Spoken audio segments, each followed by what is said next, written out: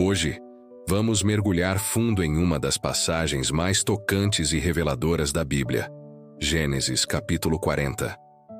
É uma história que fala sobre esperança no meio do desespero, sobre fidelidade quando tudo parece perdido e, acima de tudo, sobre a soberania de Deus mesmo quando somos esquecidos pelos homens. Os dias na prisão eram longos e monótonos. Imagine a cena: paredes de pedra fria, o eco constante de vozes e o cheiro de poeira no ar. Nesse cenário sombrio, encontramos José. Lembre-se, este é o mesmo José que foi vendido como escravo pelos próprios irmãos, o mesmo que resistiu à tentação na casa de Potifar e, por uma acusação falsa, acabou jogado no cárcere. Mas em vez de se entregar à amargura, José permaneceu firme na sua fé. Com o mesmo zelo que administrava a casa de um oficial egípcio, ele agora organizava a vida dentro da prisão. Sua integridade era tão notável que até os guardas, homens rudes acostumados à violência, o respeitavam. Aquele hebreu, mesmo sendo um prisioneiro, caminhava com uma dignidade que não vinha de status, mas de seu caráter e de sua comunhão com Deus. Todos os dias, um feixe de luz do sol egípcio entrava por uma pequena fresta na parede, um lembrete diário de que havia um mundo lá fora, um lembrete de esperança. E foi nesse lugar de confinamento que o propósito de Deus começou a se desdobrar de uma maneira inesperada. 2 homens importantes da corte de Faraó foram lançados na mesma prisão, o copeiro Mor e o padeiro Mor. Eles haviam ofendido o rei e agora seus destinos estavam na balança, aguardando o julgamento. O carcereiro, que já confiava em José, colocou esses 2 novos prisioneiros sob seus cuidados, e José os serviu. Ele não os viu como inimigos ou como superiores caídos em desgraça. Ele os viu como pessoas que precisavam de cuidado e os tratou com respeito e compaixão. Mesmo ali, no lugar mais improvável, José encontrou uma oportunidade para ser fiel.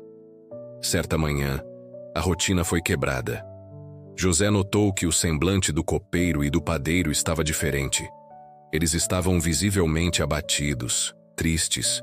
Com a sensibilidade de quem se importa de verdade, ele se aproximou e perguntou: "Por que os vossos rostos estão tão tristes hoje?"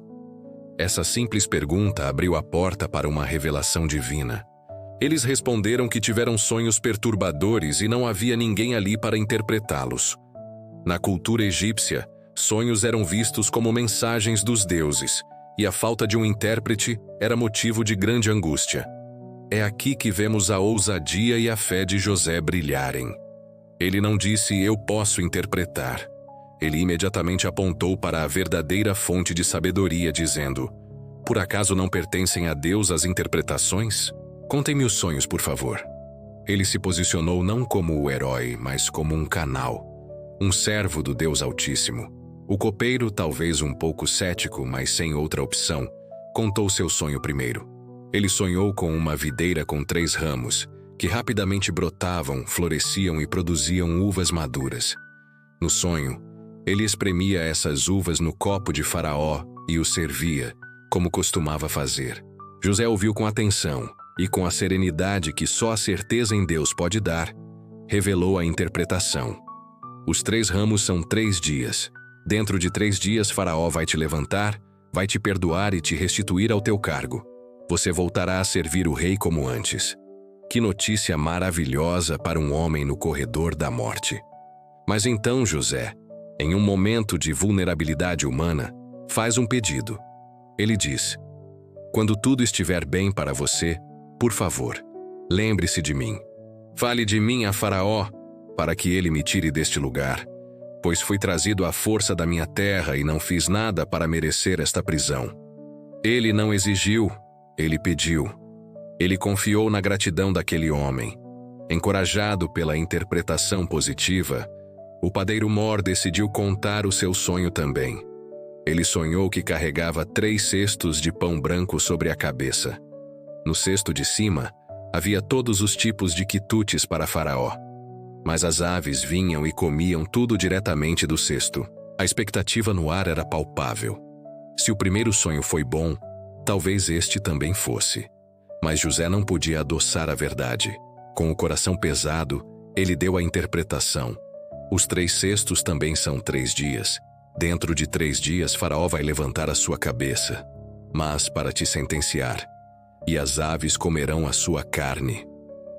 Uma mensagem de vida e uma mensagem de morte, entregues com a mesma fidelidade à revelação de Deus. 3 dias depois era o aniversário de Faraó. Uma grande festa foi realizada no palácio, e no meio da celebração, o rei se lembrou de seus servos presos. Exatamente como José havia profetizado, tudo aconteceu. O copeiro mor foi perdoado e restituído ao seu posto, servindo novamente o vinho ao rei. E o padeiro mor foi levado da prisão e executado. A palavra de Deus, através de José, se cumpriu à risca. Agora, aqui está o ponto crucial da história, o momento que testa a nossa própria fé. O texto diz: mas o copeiro mor não se lembrou de José. Antes, se esqueceu dele. Imagine a cena. O copeiro, de volta ao luxo do palácio, ao som da música, à fartura da mesa, simplesmente esqueceu. Esqueceu do homem que lhe deu esperança, que lhe anunciou a salvação, que lhe pediu um simples favor. Lá na cela fria, José esperou. 1 dia, 2 dias, 1 semana, 1 mês, e nada. O silêncio voltou a reinar. O sol continuava a entrar pela fresta, e José continuava a olhar para aquela luz com a mesma fé inabalável. O que Gênesis 40 nos ensina de forma tão poderosa? Que o esquecimento dos homens jamais cancela a lembrança de Deus. José fez tudo certo.